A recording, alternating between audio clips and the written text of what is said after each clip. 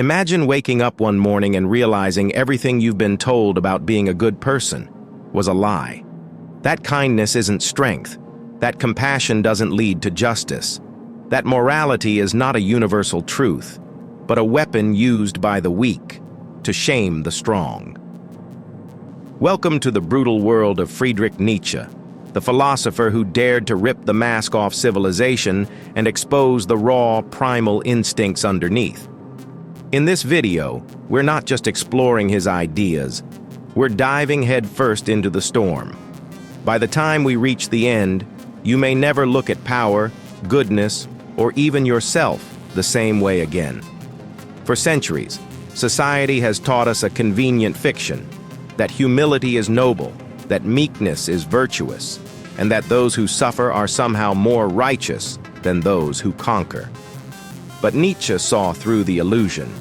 He believed this story was not born from truth, but from weakness.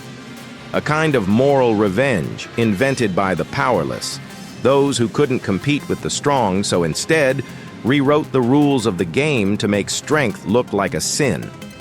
This was Nietzsche's concept of slave morality, a dangerous idea cloaked in virtue, a value system built not on excellence or courage, but on resentment, fear, and guilt. Think about it. Have you ever felt ashamed of your ambition, of your hunger for success? Have you ever been told to tone it down, be humble, don't brag? That's slave morality in action. It punishes greatness and rewards mediocrity. It shames strength, praises submission, and tells lions they should act more like sheep. But Nietzsche had a warning. Be careful when fighting monsters, that you do not become one. For when you gaze long into the abyss gazes also into you. Because when a culture elevates weakness, it doesn't liberate anyone. It enslaves everyone. So here's the question you must face, a question that cuts deeper than any sword. Have you been trained to fear your own strength? Stay with us.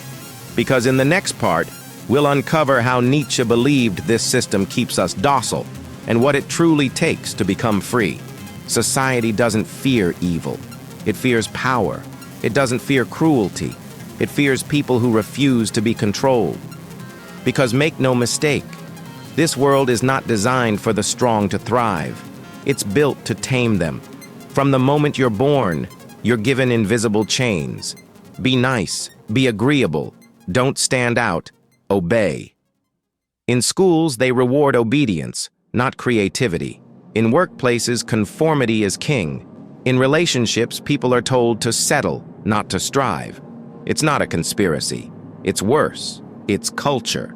And Nietzsche saw it with terrifying clarity. He wrote of herd morality, a system where the masses come together, not to lift the best among them, but to drag them down.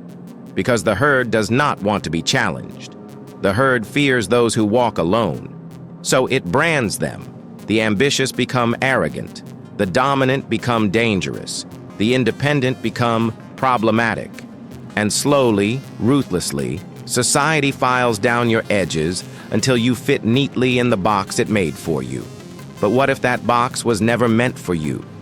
What if your discontent, your hunger, your refusal to be average isn't a flaw, but your soul remembering that you were meant for more? Nietzsche didn't just expose this system, he dared people to defy it. Because to live freely, to live with power, means to risk being hated, misunderstood, and feared. Are you ready for that? Because the next part is the hardest truth of all. There is a force inside you, a silent storm. It's not taught, it's not inherited, it's primordial. Nietzsche called it the will to power. And no, it's not about controlling others. It's about mastering yourself. It's the raw drive that pushes a child to walk, that fuels artists to create, that dares warriors to step into battle. But most people suppress it. They numb it with comfort. They trade it for validation. They bury it beneath politeness, religion, or ideology. Why? Because real power is terrifying. It requires responsibility. It demands you say, I will no longer be who they told me to be. I will become who I truly am. That's not safe. That's not easy. That's dangerous. But it's the only way to become more than just a shadow of what you could be. Nietzsche didn't believe in equality. Not because he hated people, but because he believed in potential. He who cannot command himself must obey. He wasn't glorifying tyrants. He was warning you. If you do not rule yourself, someone else will. So, will you listen to your will to power?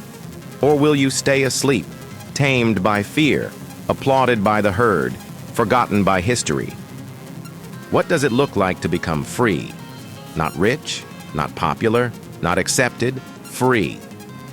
Nietzsche had a name for that kind of person, the Übermensch, the overman, not a superhero, but a soul who creates their own morality, lives by their own values, and doesn't need permission to exist. The Übermensch is a rebellion in human form, a walking challenge to every system that says, fall in line. He or she does not need approval. They are not seeking fairness. They are not asking to be loved. They are becoming. This idea shook the world. It still does, because if even one person can live that way, it proves the herd is lying. It proves freedom is possible, but only for those willing to pay the price. And what is the price? Rejection, struggle, pain, and above all, responsibility. To create your values means you can't hide behind tradition. To choose your path means no one else can be blamed. But what you gain in return is life. A real one. Not one on autopilot. Not a safe, small, invisible life. But a life where you rise, not in cruelty, but in truth. And that's where we're going next. Because in the next part, we'll ask the question most fear to face. If your life repeated forever, would you be proud of it? Nietzsche posed a question that still haunts minds today. What if you had to live your life again, exactly as it is, over and over, for eternity? Every joy, every regret, every failure you're still running from, forever, not once, not twice, but endlessly. This wasn't a threat. It was a mirror to expose the truth of how you're living right now. Because if the thought of reliving your life terrifies you, then something must change. This is the concept of eternal recurrence. And it's not a myth, it's a test. One that forces you to ask, am I making choices that matter? Am I building a life worth repeating? Or am I surviving each day and calling it living? Most people numb themselves. They call it balance. They call it being realistic. But what if realism is just another name for fear dressed as wisdom? Nietzsche's challenge is simple yet brutal. Live each moment as if it will echo through eternity. Would you still scroll through hours of meaninglessness? Would you still apologize for your ambition? Would you still silence your truth for comfort? Or would you rise? Because once you embrace the weight of eternity, you begin to treat time as sacred. You begin to live with fire, and that fire, that's what leads us into the abyss. Nietzsche wrote, "If you gaze long into an abyss, the abyss also gazes into you." Terrifying? Yes. But also necessary. Because every human soul will, at some point, stand at the edge, where everything safe and familiar vanishes, where nothing makes sense, where you are forced to ask, who am I, when there's no one left to impress? That is the abyss. It's not just fear. It's the stripping away of illusion. It's the moment you realize no one is coming to save you. And yet, it's in that blackness that you find your spark. This is the paradox Nietzsche saw so clearly. The only way to become strong is to walk through the dark without guarantees. You must lose your masks, your borrowed morals, your excuses. And when the abyss stares back at you, it shows you who you really are. Some run from that mirror. They distract themselves to death. But the brave, they stare back. They say, I see the chaos, I feel the void. and I choose to create meaning anyway. Because freedom doesn't come from comfort. It comes from looking into the darkness and saying, I'm still here. That's the doorway to greatness, and Nietzsche knew it. Which brings us to the final shift, the one most people will never make. In a world obsessed with fitting in, Nietzsche's words cut through like thunder. Become who you are. Not what they told you to be, not what gets the most likes, not what's safe, but who you truly are. Your pain, your madness, your genius, your rage, all of it. Nietzsche believed you're not born with an identity, you forge it, like a sword in fire. That's why strength isn't domination, it's self-creation. It's the courage to tear down everything false and build a life with your own hands. But here's the secret. It's hard, it's lonely, and it's glorious. Because when you stop living for applause, you start living with power. When you stop asking for permission, you start giving yourself purpose. And when you stop fearing judgment, you start becoming unstoppable. This is the path of the overman. Not a god, not a tyrant, but a human who refuses to die, never having truly lived. You have that power, but you must claim it.